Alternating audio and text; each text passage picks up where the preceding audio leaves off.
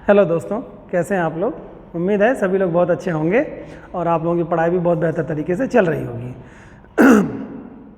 हम लोगों ने अपना जो टॉपिक स्टार्ट किया है उसमें क्लासिफिकेशन हम लोगों का चल रहा है।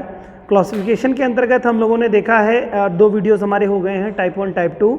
आज टाइप 3 के वीडियोस हम लोग आप लोगों को उपलब्ध करा रहे हैं। उम्मीद है जैसे टाइप 1 और टाइप 2 आप लोगों के लिए उपयोगी सिद्ध हुआ है, वैसे ही टाइप 3 भी आपके लिए उपयोगी सिद्ध होगा। टाइप 2 में आपने देखा कि हम लोगों ने अल्फ़ाबेट पे बेस्ड क्वेश्चन जो थे उस पे देखा, अंग्रेजी के अल्फ़ाबेट पे जो बेस्ड क्वेश्चन आते हैं। उसके पहले हम लोगों ने पार्ट 1 टाइप 1 में जो देखा था उसमें देखा था शब्दों का वर्गीकरण, उनमें शब्दों के आधार पे देखा था। आज हम लोग जो टाइप 3 देखेंगे, इसमें देखेंगे कि जो अंक होते हैं, डिजिट होती हैं, संख्याएँ होती हैं, उस पर बेस्ड क्वेश्चन कैसे आते हैं और कैसे हम जान पाएंगे कि ये क्लासिफिकेशन का ही है, सेगमेंट टॉपिक है। वो आज हम लोग समझेंगे इसमें। उम्मीद है कि वीडियो से आप लोग बहुत लाभ ले रहे होंगे, मज़ा भी आ रहा होगा आप लोगों को। कोई सुविधा होगी तो आप बता सकते हैं, अपनी बातें कमेंट बॉक्स में लिख सकते हैं। ठीक है, आइए स्टार्ट करते हैं वीडियो, इसका भी आनंद लेते हैं। पहला है जैसे संख्याओं का वर्गीकरण है बच्चों, तो संख्याओं का वर्गीकरण यानी कि संख्याएं जो होंगी इनका क्लासिफिकेशन कुछ किया गया होगा और इसमें क्या होंगे, 3 एक होंगे, एक वर्ग के होंगे, चौथा कोई उस वर्ग से भिन्न होगा। ठीक है, तो पहला क्वेश्चन जो हम लोगों का है वो वर्ग या घन पर आधारित प्रश्न, यानी कि आप देखेंगे कोई मैथमेटिकल जब नंबर डिजिट का कोई क्वेश्चन दिया हो, option A, option B, option C, option D में अगर आप देखते हैं तो पहले इसको देखिए कि क्या वे संख्याएं किसी का वर्ग है कि नहीं है। ठीक है, तो वर्ग है तो किसके मतलब क्या क्या किसके वर्ग होते हैं। तो इसको इस तरह के प्रश्नों को सॉल्व करने के लिए आप लोगों को करना क्या होगा कि आपको लगभग करीब में 30 प्लस है ना, 30 से ज़्यादा के वर्ग आपको तैयार होने चाहिए और कोशिश करिए अगर याद हो सकते हैं तो 50 तक के कर लीजिए। और क्यूब जो होते हैं वो लगभग कम से कम आपके 20 के क्यूब तो मालूम ही होने चाहिए और कम से कम की स्थिति हो तो 10 तक के क्यूब तो आपको आने ही चाहिए। ठीक है, और 20 तक के क्यूब याद कर लीजिए। अगर आगे अच्छी परीक्षाओं में आपको पास करना है तो 20 तक के क्यूब आपको याद होने चाहिए और लगभग करीब में 50 या 30 तक के आपको वर्ग याद होने चाहिए। तो पहला क्वेश्चन जो हम लोगों का है बच्चों, वो हम लोगों का सीक्वेंस जो बन रहा है वो देखते हैं किस पे बेस्ड है। जैसे एक डिजिट दिख रही है आपको 489 की और इसके अलावा देख रहे हैं 442 की और इसके अलावा 361 की या 289 की। तो यदि अगर आप जो बच्चे मैथमेटिक्स के होंगे या जिन्होंने मैथ पढ़ी होगी उसको आसानी से दिख रहा होगा इसमें क्या सीक्वेंस बन रहा है। तो जरा देखेंगे 484 जो होता है ये 22 का वर्ग होता है बच्चों, 22 का स्क्वायर होता है 484। यहाँ पर देखेंगे 361 जो आपका दिख रहा है ये आपका 19 का वर्ग होता है, 19 का वर्ग है ये 19 का, और 289 जो है वो 17 का स्क्वायर है, वर्ग है। क्लियर, जबकि ये किसी का वर्ग और स्क्वायर नहीं है तो ये 3 एक वर्ग बना रहे हैं, एक सीक्वेंस बना रहे हैं और ये नहीं बना रहा है, इस नाते इसमें ऑप्शन ये हो जाएगा। ठीक है, ऑप्शन बी। क्या क्यों कारण आपने रीजन समझ लिया कि दोनों बाकी तीनों जो हैं वो किसी न किसी संख्या के वर्ग हैं, ये आपका किसी संख्या का वर्ग नहीं है। क्लियर, इसके बाद देखिए अंकों के योग पर आधारित प्रश्न, यानी अंकों का योग इसमें होगा। इसमें क्या किया गया है, अंकों के योग पे बेस्ड क्वेश्चन है। अंकों का योग किस तरह से किया गया है यही देखते हैं इसमें जैसे देखिए डिजिट कुछ देखने में आसान लग रहा है, 5 और 2 7 हो गया है, 6 3 9 हो गया है, 4 2 6 हो गया है और 5 3 8 होना चाहिए, 6 ही है। तो ये क्या एक वर्ग से अंतर है, इसमें डिफरेंसेज हैं, तो यहाँ पर क्या हो जाएगा, ये भिन्नता आ जाएगी। समझ गए होंगे बात को। तो कुछ क्वेश्चन देखते ही लग जाते हैं, 5 और 2 7 हो जाता है। क्लियर, 6 3 9 होता है जो कि 4 और 2 6 होता है, 5 3 8 होना चाहिए जबकि इसमें 6 ही दिया है, इस नाते ये इस वर्ग के अंतर्गत नहीं आएगा। ठीक है, अगला है बच्चों विभाजिता या अविभाजिता के नियम पर आधारित क्वेश्चन देखते हैं। यानी इसमें कुछ सीक्वेंस चल रहा होगा जो विभाजिता और अविभाजिता के नियम पर आपका बेस्ड होगा। जैसे अगर हम देखें यानी कि इसमें क्वेश्चन कुछ सीक्वेंस ऐसा बन रहा होगा, थोड़ा मेहनत करते हैं, देखते हैं कोशिश कैसे सॉल्व होते हैं प्रश्नों को। तो देखिए कोई विभाजिता के नियम पर बेस्ड है, यानी कि यहाँ पर 42 है, 84 है, 63 है, 108 है। कैसे करें, कैसे इसमें प्रयास करें कि क्या सॉल्व हो सकता है इस प्रश्न को। तो ऐसे क्वेश्चन जब आ जाएंगे तो हम बहुत माथापच्ची करनी पड़ती है और दिमाग लगाना पड़ता है। तो कुछ चीज़ें ये भी याद रखिएगा कि सर ने बताया था कि क्या विभाजिता के नियम पे तो कहीं नहीं बेस्ड क्वेश्चन है। आप मेरी बात याद रखिएगा, एग्जाम हॉल में जब बैठिएगा अगर आपको कोई सीक्वेंस नहीं बनेगा तो बात ध्यान रखिएगा और तुरंत आप कर लीजिएगा। जैसे यहाँ पे देखिए 42 है तो ये 21 का गुणज है। ठीक है, विभाजिता का नियम है, गुणज कह सकते हैं या भाग कह सकते हैं, बात एक ही है कि गुणज है तो 21 दूनी 42, हो जाएगा आपका। इसी तरह से देखेंगे 84 है, 21 चौक 84 हो जाएगा। उसी तरह से 21 तियाँ 63 हो जाएगा। लेकिन ये देखेंगे ये वर्ग नहीं बन, मतलब इस किसी गुणज में नहीं आएगा, 21 के गुणज में नहीं आएगा आपका। 21 पंजे अगर आप जाएंगे तो कितना हो जाएगा, 100 हो जाएगा। तो 105 होना चाहिए था, 108 यहाँ दे रहा है, तो ये इसमें भी नहीं आएगा नियम में, बाकी सबके सीक्वेंस में आ रहा है। तो कभी कभी कुछ क्वेश्चंस ऐसे होते हैं एग्जाम में जो कि हमको बहुत मेहनत पे नहीं करने होते हैं, वहाँ हमारी इंटेलिजेंसी का चेक होता है, चेक करते हैं। रीजनिंग का मतलब क्या होता है, आप कितने इंटेलिजेंट हो। अरे भाई आप बताओ जरा हमको कि कोई मैथमेटिक्स थोड़ा ना रीडिंग कही जा रही है। रीजनिंग का मतलब होता है कि कितने इंटेलिजेंट हो आप, हो कितने कम समय में चीज़ों को आप समझ लोगे। तो इस नाते ऐसा हमेशा ध्यान में रखना है कि जब रीजनिंग किसी एग्जाम में है तो वहाँ पर आपकी इंटेलिजेंसी का चेक होगा। और इंटेलिजेंसी का चेक जब करेंगे तो ऐसे बहुत सारे क्वेश्चन देंगे जहाँ पर बहुत कठिनाई नहीं, बहुत ईजी वे में वो सॉल्व हो जाएंगे। जब आप अधिकारी बनेंगे, कोई ऑफिसर बनेंगे, तो वहाँ पर क्या होगा आपके साथ, ऐसे बहुत सारे पेचीदा केस आएंगे जहाँ पर आपको बहुत अपने वहाँ पर सीबीआई भी ढूंढ के कोई चीज़ नहीं सॉल्व कर पाएगी और आप अपनी जो है इंटेलिजेंसी का प्रयोग करते हुए आसानी से उसको सॉल्व कर लेंगे। तो इस नाते रीजनिंग यही एक कारण है कि एग्जाम में, परीक्षाओं में पूछी जाती है रीजनिंग। वहाँ पर आपके योग्यता, इंटेलिजेंट कितने हैं आप, इस योग्यता का परीक्षण होता है। ठीक है, तो इस नाते इसमें आप देखेंगे ये सीक्वेंस बनेगा। चलिए ठीक है, अगला देखते हैं बेटा, सम विषम और रूढ़ संख्याओं पर आधारित प्रश्न है। सम विषम और रूढ़ संख्याओं पर आधारित, यानी कि यहाँ पर कोई हो सकता है या तो सम होंगी या तो विषम होंगी या तो रूढ़ संख्याएं होंगी। तो जरा देखा जाए 11 क्या है, सम संख्या तो नहीं है, विषम संख्या हो सकती है। और दूसरे साथ साथ में क्या, रूढ़ता भी रखी है, क्योंकि ये किससे कटेगी, सिर्फ 1 से कटेगी और सिर्फ अपने आप से कटेगी, किसी और से नहीं कट सकती। इसी तरह से 13 को देखिए, ये क्या है, विषम संख्या है, किसी से नहीं कटेगी, रूढ़ भी है। 15 को देखिए, ये क्या है, ये तो विषम है लेकिन क्या है, ये रूढ़ नहीं है। 3 से कट जाएगा ये, 5 से भी कट जाएगा ये, और 15 से भी कट जाएगा और 1 से भी कट जाएगा, तो कई संख्या कट जा रहा है। 17 को देखिए, 17 क्या विषम है और रूढ़ भी है, तो बचा कौन सी संख्या आपकी, 15, यही है, यही क्या है आपकी, ये सबसे भिन्न है। ठीक है, बाकी सब क्या है, रूढ़ संख्याएं हैं।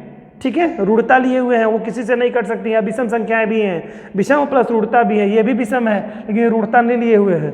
इस नाते रूढ़ता का मतलब होता है क्या, जैसे रूढ़ जो किसी से ना कटे, रूढ़ जिद्दी है, हिंदी में आप लोगों ने पढ़ा होगा, देखा होगा वहाँ पे, तो वो है रूढ़ता लिए हुए है, जिसका भिन्न है, जो बाकी सब रूढ़ हैं। ठीक है, आगे क्वेश्चन देखते हैं बच्चा, अंकों के बढ़ते या घटते क्रम पर आधारित प्रश्न है। अंकों के बढ़ते या घटते क्रम में कुछ डिजिट दी हुई है, उसको हमको देखना है। जैसे यहाँ पर देखा जाए 2, 3, 4, यानी सीक्वेंस यहाँ पर क्या हो रहा है, ग्रोथ हो रही है, बढ़ रही है, सीक्वेंस बढ़ रहा है। इसी तरह से देखिए 6 के बाद 8 कर दिया है, 8 के बाद 9 कर दिया, यानी कि क्रम इसका आगे बढ़ रहा है, सीक्वेंस चल रहा है इसमें।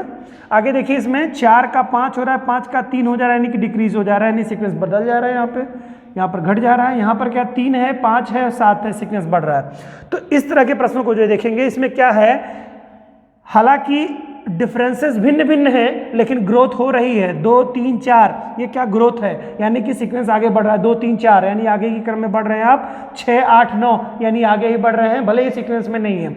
लेकिन इस वाले डिजिट में देखेंगे आप, इसमें क्या हो रहा है, 4 के बाद 5, 5 के बाद 3 हो रहा है, यानी डिक्रीज हो जा रहा है, यानी एक सीक्वेंस घटते क्रम में आ जा रहा है। और यहाँ पे 3, 5, 7 है, यानी बढ़ते हुए क्रम में है। तो प्रश्न का ही जैसा मैंने स्वरूप अंकों के घटते या बढ़ते क्रम में भी आ जाएगा, तो ये क्वेश्चन इस पर ही बेस्ड होता है। तो इंपॉर्टेंट क्वेश्चन की श्रृंखलाएं हैं जो भी आप लोगों को पढ़ाए जा रहे हैं बच्चों, ये वर्गीकरण के अपने आप में आदित्य टाइप के क्वेश्चन होते हैं और जिनसे मोस्टली गलत होने के चांसेस यहीं से बनते हैं। ये टॉपिक जितना ही इजी होता है बेटा, उतना ही ज़्यादा कन्फ्यूजन क्रिएट करता है। अगर इसका किसी का कॉन्सेप्ट क्लियर नहीं है तो 100% इस तरह के क्वेश्चन अगर आ जाएं, 1-2 क्वेश्चन तो गलत होने ही होने हैं उनके।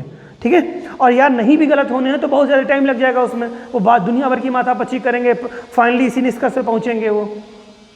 तो क्यों ना हम इसी क्रम में ही देखते हुए चलें, तो जिससे आसान हो जाए। ठीक है, अगला क्वेश्चन है बच्चों, अंकों के आवर्तन पर आधारित प्रश्न। अंकों के आवर्तन यानी कि अंकों का रिपीटेशन, जैसे कि आपने अल्फाबेट में देखा था, वहां पर वर्णमाला के अल्फाबेट में वहां पर रिपीटेशन हो रही थी ना, उसी तरह से रिपीटेशन के क्वेश्चन इसमें भी कुछ होंगे। देखिए क्या है, यहाँ पर 3 की डिजिट की रिपीटेशन हो रही है, यहाँ 4 के डिजिट की रिपीटेशन इसमें है, यहाँ पर 2 की रिपीटेशन है, इसमें कोई रिपीटेशन नहीं है। तो भिन्न कौन है, ये वाला भिन्न है।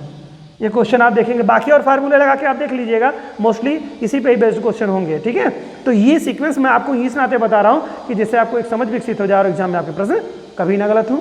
ठीक है, अगला क्वेश्चन है बच्चों कि कुछ अन्य प्रकार के उदाहरण जैसे लेते हैं तो उसमें कुछ उदाहरण के सीक्वेंस में अगर हम देखेंगे तो कुछ सीक्वेंस इसमें बन रहा होगा, उसको सीक्वेंस हमें पहचानना होगा। जैसे ये क्या है, 117 है, 39 है, तो कुछ इसका क्या तालमेल कर रहा है, कुछ इसको देखना पड़ेगा हम लोगों को, क्या सीक्वेंस हम लोग देखेंगे। तो इसमें अगर आप सीक्वेंस देखेंगे तो एक सीक्वेंस इसमें बनता जाएगा कि इन संख्याओं में कुछ गुणज का कुछ खेल है।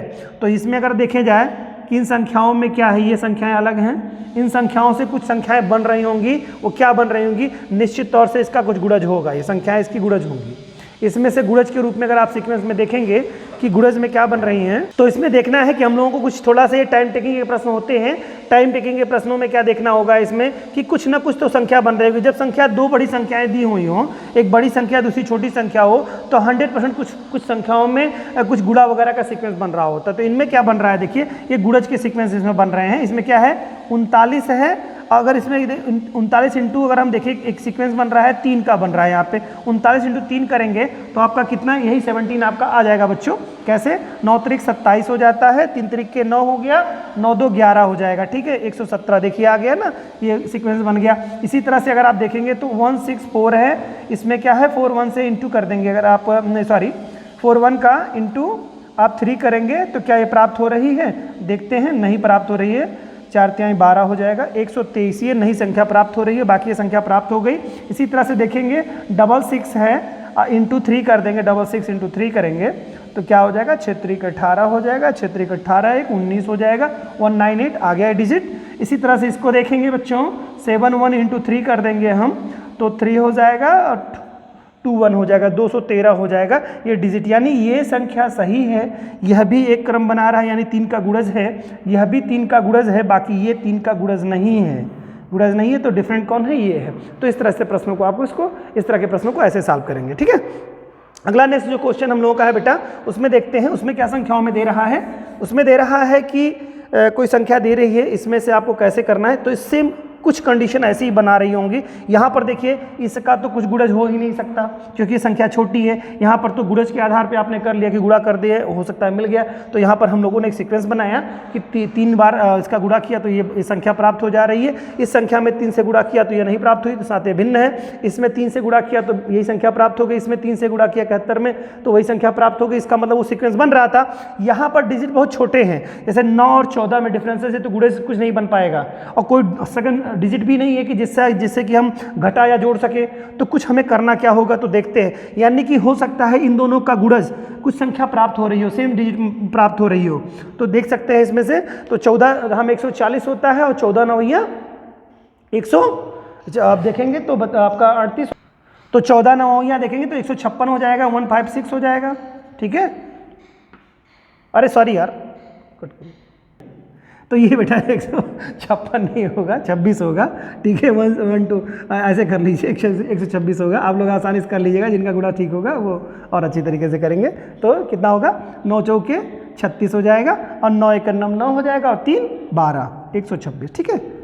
14 9 126 हो जाता है। इसी तरह से क्रम में देखेंगे तो सेम डिजिट कुछ बन रही होंगी, बाकी के सेम डिजिट नहीं बन रही होंगी। जैसे कि इसमें अगर इसमें देखेंगे 17 इंटू 8 करेंगे, 8 7 56 हो जाएगा, और फिर 8 1 9 8 हो गया, और 5 कितना हो गया, 8 5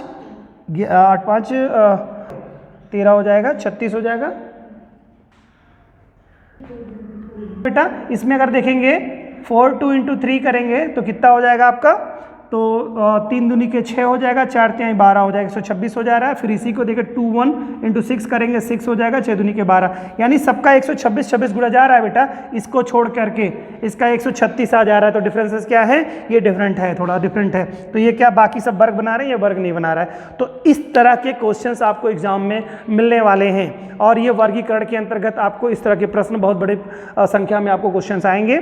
और उम्मीद है कि इस रणनीति को देखने के बाद में आपको थोड़ा सा आसानी महसूस हुई होगी। क्लासिफिकेशन के क्वेश्चंस अब आपको आसान हो जाएंगे सॉल्व करने में। और जो कुछ एक क्वेश्चन जो एग्जाम में आपको कंफ्यूज करते थे वर्गीकरण के अंतर्गत आने के नाते, वो हम उसको रीड करते थे मैथमेटिक्स फार्मूले पे, या हम उसको अल्फ़ाबेट पे रखते थे या शब्दों के वर्गीकरण को ठीक से नहीं समझ पाते थे, तो वहाँ सुविधाएं अब मुझे लगता है समाप्त हो गई होंगी। आप लोग इस वीडियो का आनंद लीजिए और अच्छे से पढ़िए। अगले नए वीडियो के साथ में हम लोग आपके साथ फिर से हम मिलेंगे और एक अच्छी नई चीज़ों के साथ मिलेंगे। उम्मीद है कि ये सब आपके लिए काफ़ी उपयोगी सिद्ध हो रहा होगा। आप लोग अपना बहुमूल्य समय हमारे चैनल पे देते हैं, ऐसे देते रहिए। अपना प्यार और साथ बनाए रखिए। अपने दोस्तों को भी इसके बारे में बताइए, अगर हो सके तो उसका अपने लिंक को शेयर करिए, ढेर सारे लोगों को बताइए, जिससे हम लोगों का भी उत्साहवर्धन हो और हम लोग आप लोगों के लिए अच्छे से अच्छे वीडियो उपलब्ध कराते रहें। धन्यवाद।